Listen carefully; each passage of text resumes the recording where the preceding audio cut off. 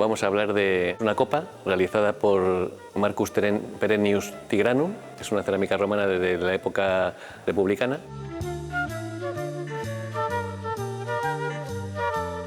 La cerámica va cambiando con el paso del tiempo según los gustos de la gente. Los romanos, según van haciéndose con el control del Mediterráneo, van a imponer sus propias modas. En principio copian a las cerámicas griegas y empiezan a hacer unas cerámicas en la región de la Campania, que son unas cerámicas negras, brillantes, en torno al siglo I a.C., un poco antes, entre el 50 y el 30 a.C., empiezan a producir un nuevo tipo de cerámica.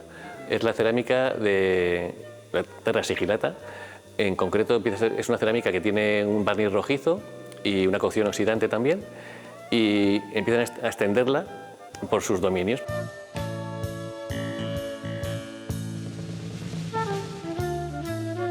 Estas cerámicas en concreto proceden de Herrera de Pisuerga, de la Legio IV Macedónica. Los romanos son gente que tiene sus propios gustos, entonces, bueno, los romanos venían con una cultura, unas costumbres, y se encuentran aquí con unos pueblos más primitivos, vamos a simbolizarlo así, que tienen una forma de vida completamente distinta. Entonces, bueno, ellos lo que hacen para intentar mantenerse dentro de su ámbito de confort, por así decirlo, es intentar traer todo lo que pueden de sus costumbres habituales. Estas cerámicas que se hacen en la región de Arezzo, en Italia, van a empezar a distribuirse por todo el imperio y llegan de esta manera a Herrera de Pisuerga.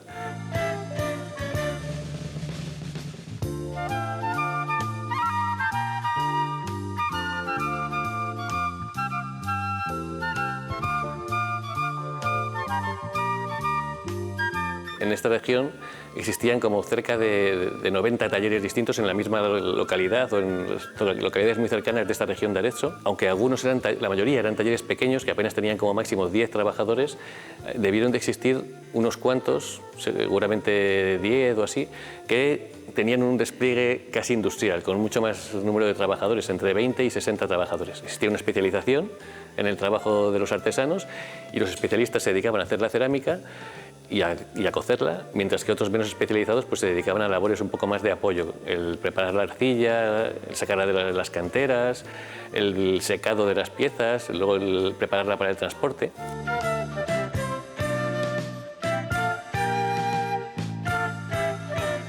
Seguramente los talleres más grandes subcontrataban a los pequeños.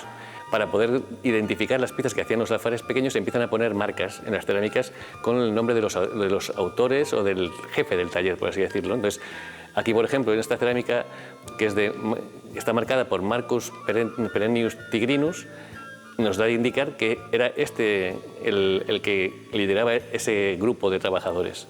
Este Marcus Perennius tenía varios trabajadores, algunos eran esclavos y otros eran libertos. Entonces, los libertos tenían su nombre inicial, el de su antiguo amo, eran esclavos liberados, entonces al liberarles se quedaban con el nombre de su amo, Marcus Perennius, y les añadían un nombre más que les individualizaba. Este era Tigranus.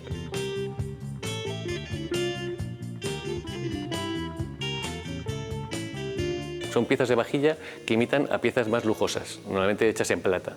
Entonces estas eran para un nivel más popular, dentro de que no eran para todo el mundo, y imitan un poco las formas de las vasijas de metal. Las decoraciones que se plasman suelen ser de carácter lúdico o mitológico. Entonces esta en concreto tiene una escena de unos sátiros con unas parras y unas uvas que se supone que están vendimiando.